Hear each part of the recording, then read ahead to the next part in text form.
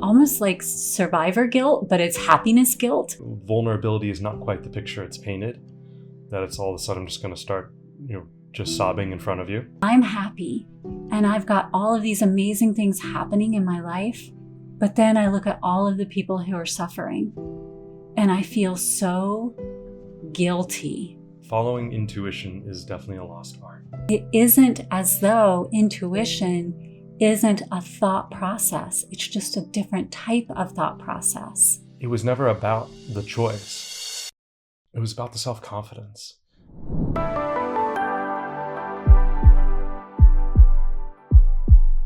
And so I don't know about you, but for me, when my inner critic really starts to go crazy, it's generally around times when I am not being fully vulnerable with either myself or with other people, because that's the times when I'm really giving fuel to that inner critic, because I'm not willing to face things that are going on inside of me and be willing to share them with myself, let alone somebody else. And when I'm saying vulnerable, I mean like really willing to look at the things that are making me feel sad or frustrating me, or and get to that core, that what is causing this, and just kind of explore that inside so I can do something about it. Because you have to be willing to look at it and understand it to do something about it. And if I'm not going to give myself enough space and look into that and be completely willing to dive into the maybe what feels icky, as much as I'm willing to dive into the stuff that makes me feel wonderful, then of course that inner critic's going to go, hey, here's my all I can eat buffet to feed off of. And then just take that and have a heyday with it. So I really feel that vulnerability is one of the biggest tools that we have to kind of explore and dive into when it comes to silencing that inner critic and taking away a lot of its fuel. Absolutely. I mean, I feel like as a society for quite a few generations now, we've really been taught otherwise. It's more like, be strong, get over it. A lot of it is like vulnerability was definitely as a sign of weakness, instead of the reality that vulnerable stems from love, and with love being the most powerful energy that we all can experience. Then we've just been pushing aside something that's very important to the very essence of who we are. Yeah. So what is vulnerability to you? We're like huge people around, let's have a common dialogue. So, and let's just face it, words can be so different to different people. And so when I say vulnerability, what meaning does that bring into your heart and into your mind? Right. Yeah. Right. I feel like for me personally, vulnerability is not quite the picture it's painted, that it's all of a sudden just going to start, just sobbing in front of you. Vulnerability is willing to be truthful about what I'm feeling in the now moment with you, regardless of what I think you may judge me for example. Not that I feel like you personally judge me, but I feel like I want to create a more open statement, so that people are understanding that it's like when it is, when you are vulnerable, you may cry. Like that could be part of the process. That may be what you're feeling. But being vulnerable could also be that you're sharing a frustration. You could be sharing a struggle. You could be sharing a truth. These are all aspects of vulnerability. And it's a way for you to fully express what you're feeling within and not allow the external to determine what you're feeling within. And you're actually flipping that script. Saying, no, I'm going to let the internal help shape the external through awareness and knowledge and communication. I really like that definition. And you're right. For so long, we have been outside to inside kind of living. Mhm. And I mean, there's nothing inherently wrong with that. Like our environment, when you think of the laws of the universe, it is as within, so without, as without, so within, right? So it's not like there's anything so wrong with the fact that we have the external influence, part of what's going on inside of us. But simultaneously, we can't let that be the only factor, which means that having that fuel of being willing to share what's going on inside of us so that it can impact and direct what's going on outside of us is a huge part of that. And if what's going on inside of us is a critic constantly telling us everything that's wrong with us and everything that's wrong with the world, well, then what kind of reality are we shaping outside of us? Right? And that's not going to be the reality we desire to be experiencing long term. So we need to find a way to get in touch with all of what is going on inside of us. And that means sharing all of what's going on inside of us. So being vulnerable includes being vulnerable with the beautiful things that we're feeling too. Right. And I have known both clients and family and friends who almost shy away from being vulnerable with their successes and being vulnerable with their happiness because there are so many other people who really don't want to hear about that because they're not in a place of that happiness or that joy or that success. So the moment they share that, it's almost as though they get kind of attacked for being happy or being in a joyful place or celebrating their success. And so then that gets stifled and that vulnerability shuts down. So there are tools that we can have where we can explore our own internal vulnerability, whether that's the joyful vulnerability and the happiness and the amazing things that are going on in our life, or it is the other side of that. But we have to be willing to get it out and down on paper or out and into voice messages or something that we can do. And that's why we have something we created, our own version of a vulnerability journal. Now, there are a lot of these out there, but we have one that we have used where we have them in categories so that we can explore in categories and really see like, okay, how am I feeling in these different areas of my life? And how can I bring vulnerability to the table in those areas? And one of them I know is safety, right? Because that's a core. When you look at the hierarchy of need, feeling safe is a really big one. And so when we're bringing vulnerability to the table and our inner critic is feeding off of something, if you don't feel safe somewhere, or you don't even feel safe inside yourself, then you're going to spin in negativity and that fight or flight or freeze very, very often. And you're going to always be in that heightened alert of stress.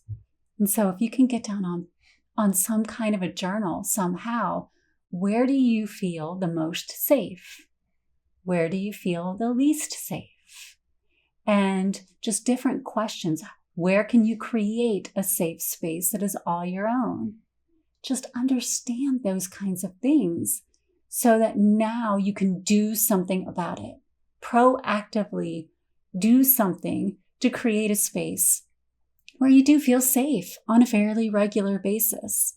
And you can start to peel away the parts that remove that sense of safety, right? And we can't always do that. We get that. But at least you can start to tip the scales a little more in your favor. So well said. It also can help us with, well, where do we feel connected? Because part of feeling safe is feeling connected too. Do I feel connected when I meditate? Do I feel connected with my best friend? Do I feel connected with my love?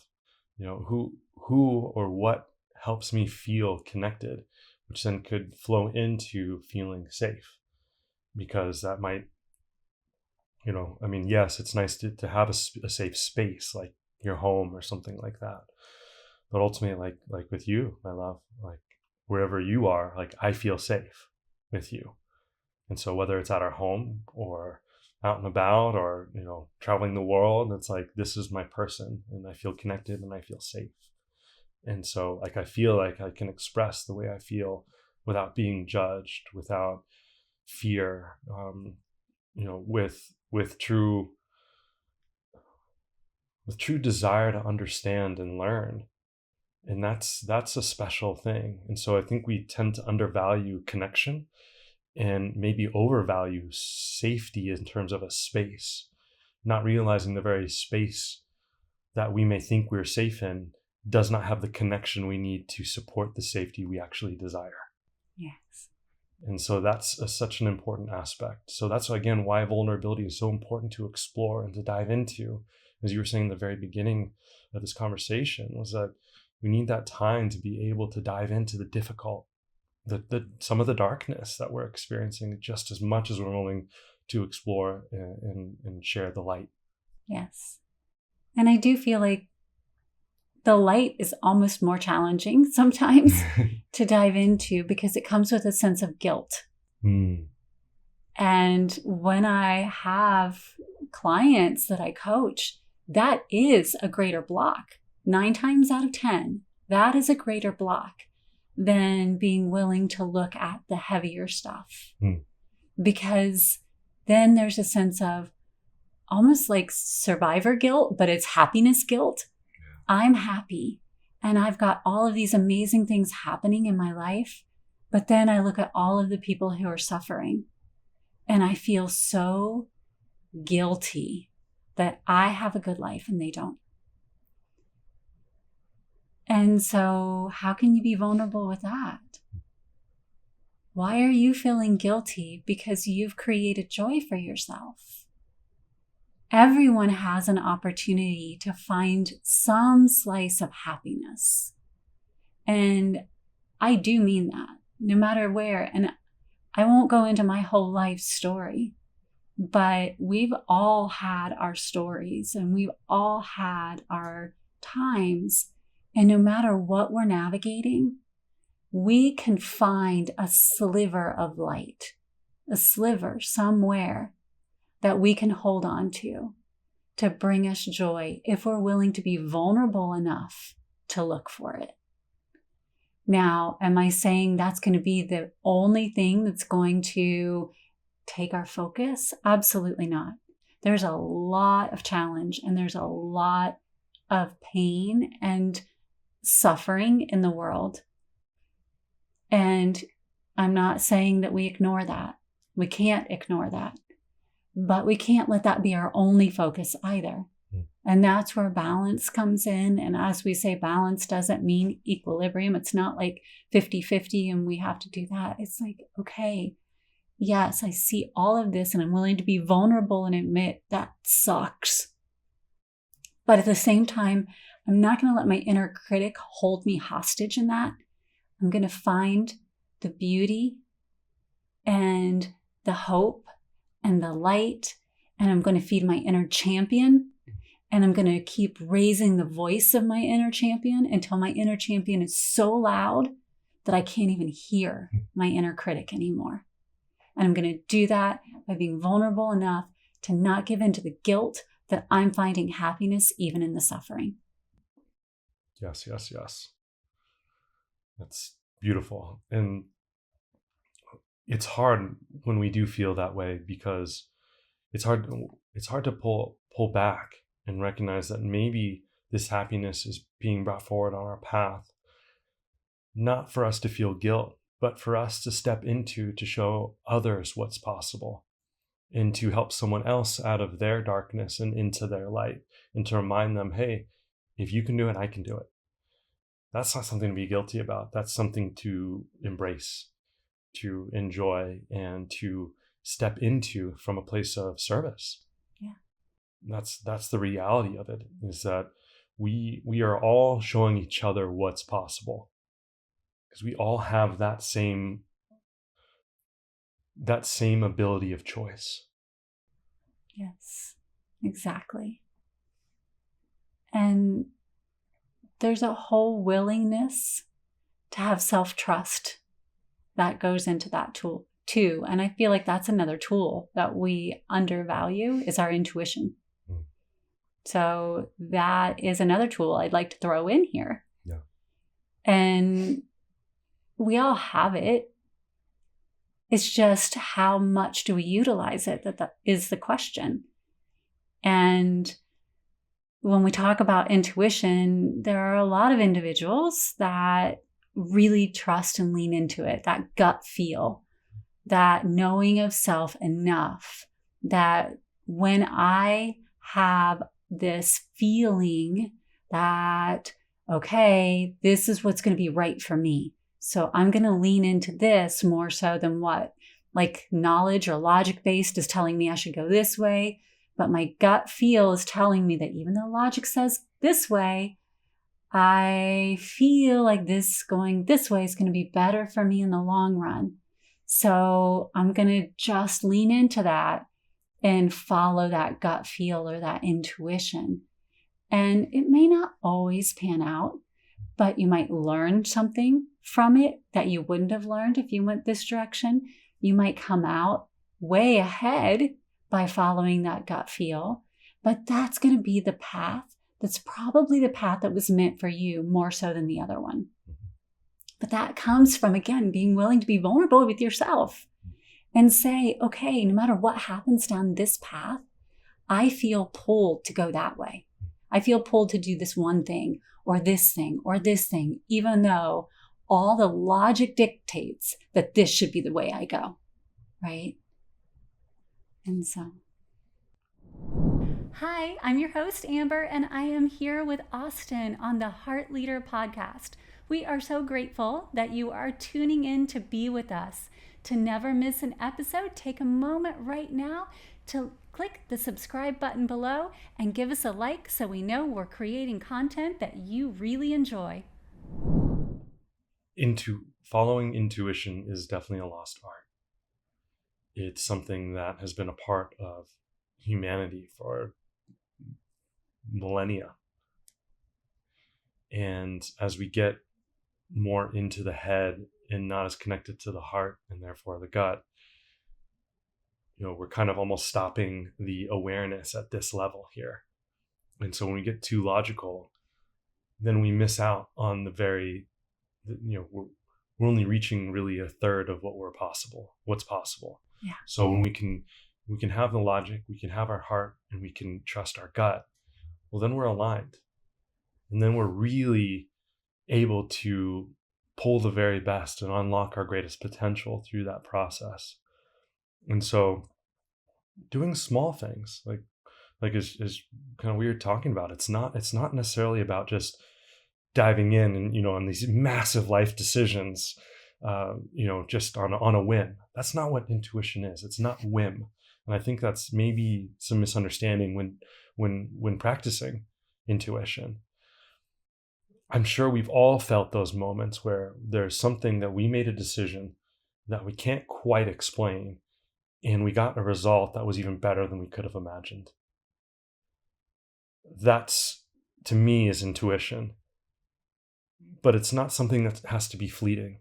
It's not something that has to be, this one story that I can't explain.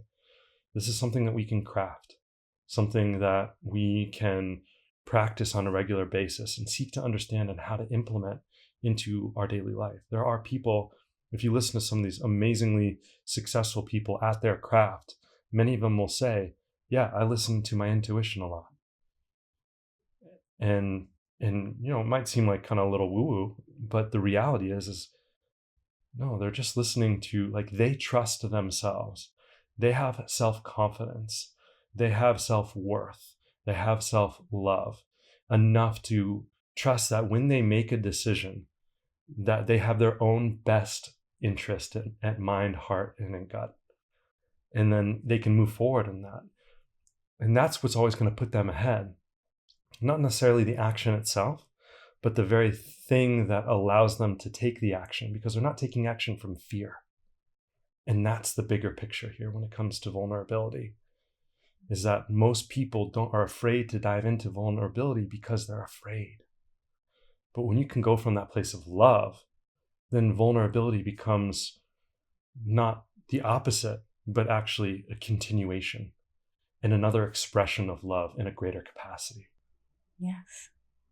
And I love that you bring up the whole gut, heart, brain kind of thing, because when we think about it from how the body actually functions, people have said for a long time that intuition is woo woo, or there are these things, and they shy away from it. And I know even in many of the different religions that I took part in and studied through, it was very frowned upon to connect into those intuitive natures. And I understand. I am in no way saying that it is right or wrong or any other. We all have our own paths. But to have it looked at from a scientific nature now and understand where that may be coming from, as far as it not being woo-woo, but actually more of a biological scientific approach, with the vagus nerve going from the gut up and into the brain, and the neurons that are in the heart and in the gut that work very similar to the neurons that function and fire in the brain. There are less of them, but they still function, and they have memories, and they are learning how they actually work in a way that they think, like they actually have a thinking capacity. And so it isn't as though intuition isn't a thought process. It's just a different type of thought process. And it feeds up into the brain function. And it tells us, that vagus nerve feeding up into the brain, it's an informant. It shares that information. And so when I say we all have it and we all do it, we do. It's just how aware are we and how much do we act upon it? And then we can get into how nutrition plays a part in that and how interconnected we all are.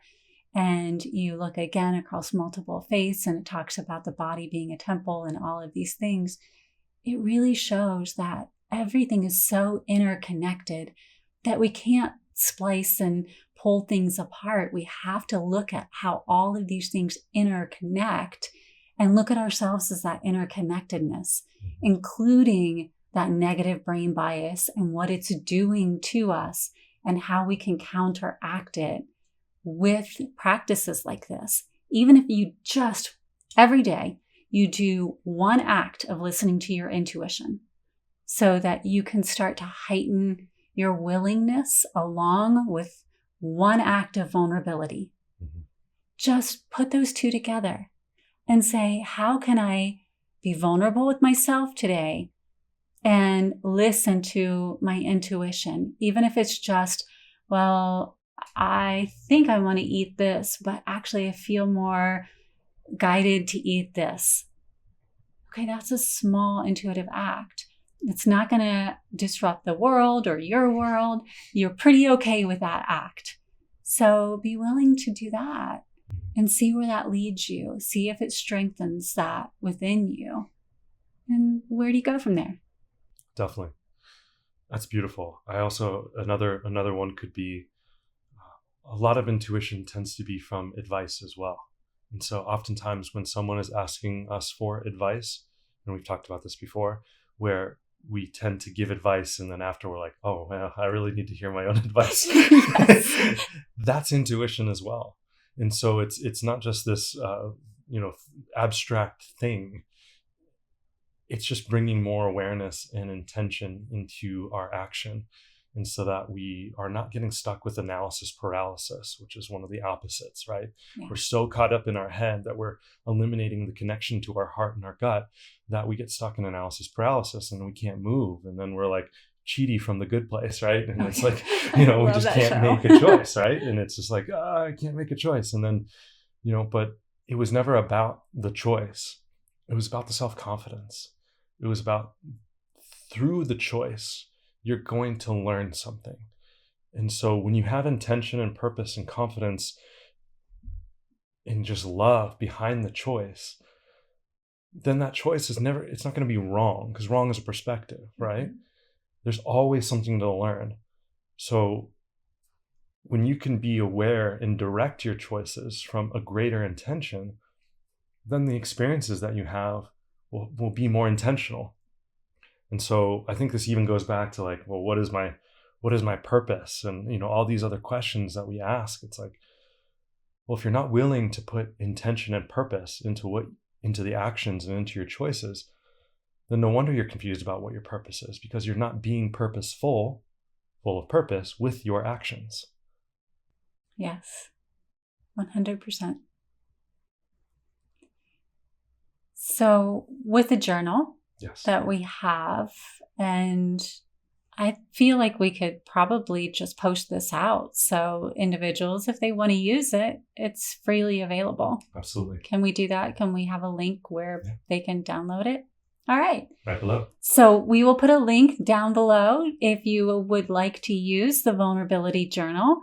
We'll make it available wherever you're listening. You can find it. Or if you go to swivera.org, maybe we can have a link there as well. Yep. We can put a resources page out and make it available. Absolutely. Awesome.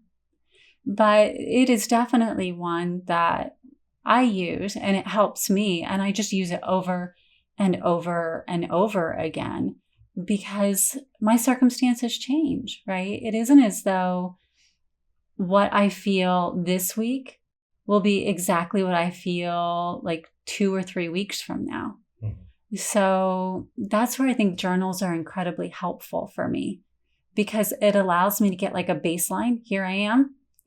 And then I can look in 3 weeks and be like, okay, man, my circumstances, even with where I felt this way or this way, have really shifted.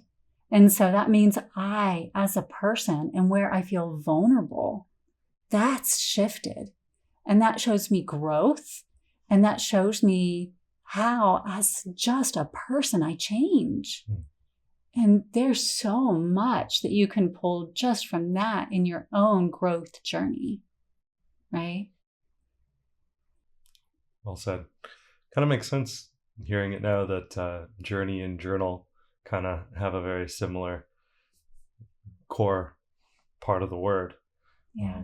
You know, and it makes sense that a journal can really help the journey, and part of the journey is meant to be journaled, right, to help you grow and learn, and it's this beautiful relationship. So yeah, this journal has really helped me a lot.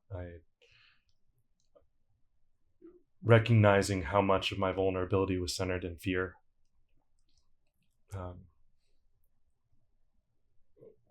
has been and continues to be very eye-opening and heart-opening for myself.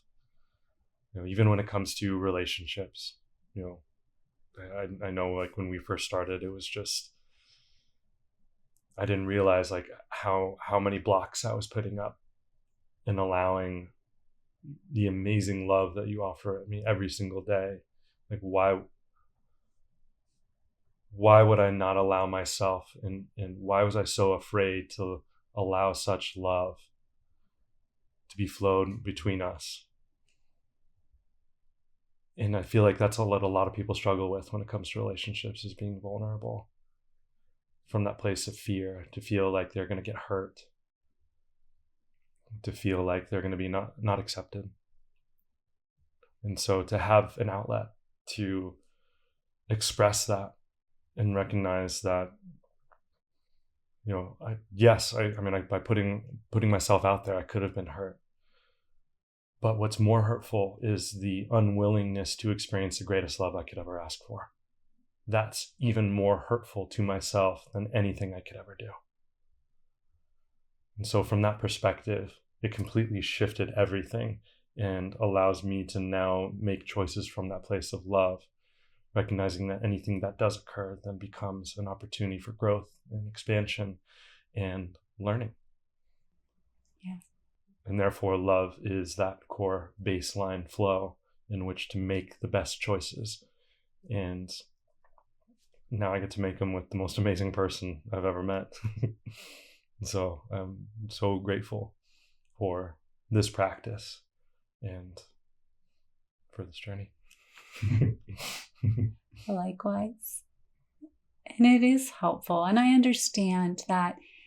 And I really want to express to anyone who does watch this that it isn't as though you just start here and you write down in a journal and suddenly everything comes online and your intuition kicks in and you know exactly how to be vulnerable and trust yourself. It is a journey, and that's where that journal for your journey and your journey should be part of your journal. But I was one wholeheartedly. I was like, I don't need to journal. Are you kidding? I have a memory like an elephant. I can just know where I was and go to where I'm going, and I'll remember everything. But it isn't even about remembering everything. I don't care how good your cognitive function is or how smart you are. There is stuff that gets stuck in here. It just gets stuck. And the more that we can write it down and track it, it's like data points. And I'm sorry, but it's just the way my brain works and the way that things flow from me. So, and if there's others out there who are like me, I'm saying this for that particular segment. It's like, if we can just get out of our own way enough to get it down and see how it really is like having our own internal data points where, okay, this is my behavior at this moment. And this is where I'm reluctant to be vulnerable, even inside. And then I know what trajectory I need to go on to shift that. And I know what steps will lead to that trajectory. Then I can cognitively and mindfully take those steps and see if I'm achieving that trajectory or I'm not achieving that trajectory. And if I'm not achieving that trajectory, what's keeping me from achieving that trajectory? And then I can take and make all of those shifts and my function points to get me to where I want to go.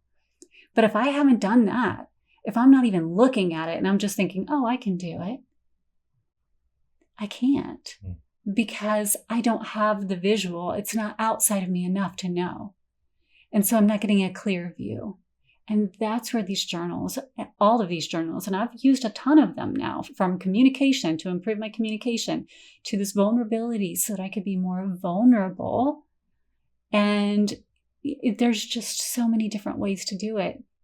And when it comes to silencing that inner critic, it is probably by far one of the best tools I've ever used is journaling.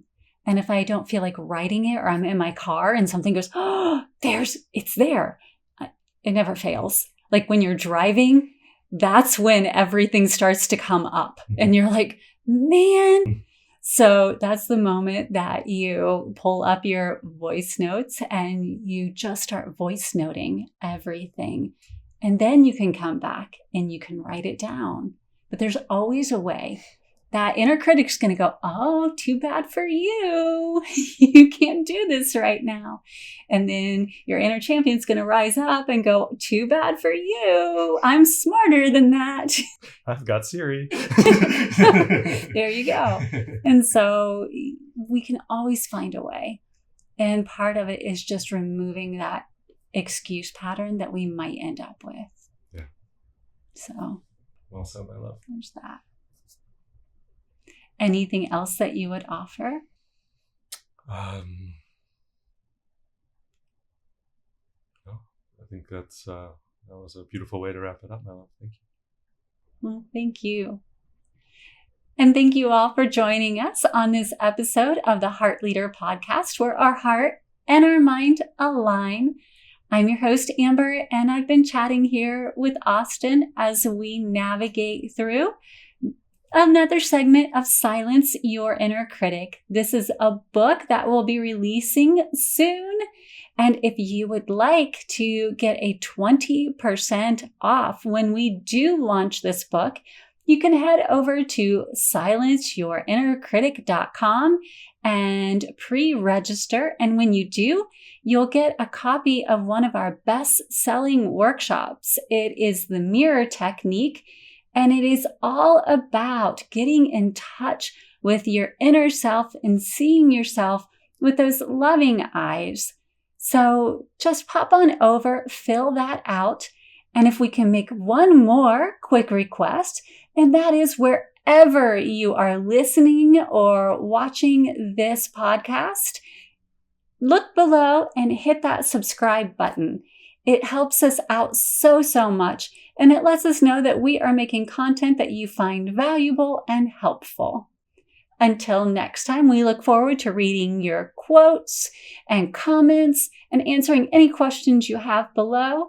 And if you're not a commenter and you still have a question, you can send us a message to info, that's INFO, @sweevera.org, and we would be happy to get back to you. We look forward to seeing you here on the next one and interacting with you in the community.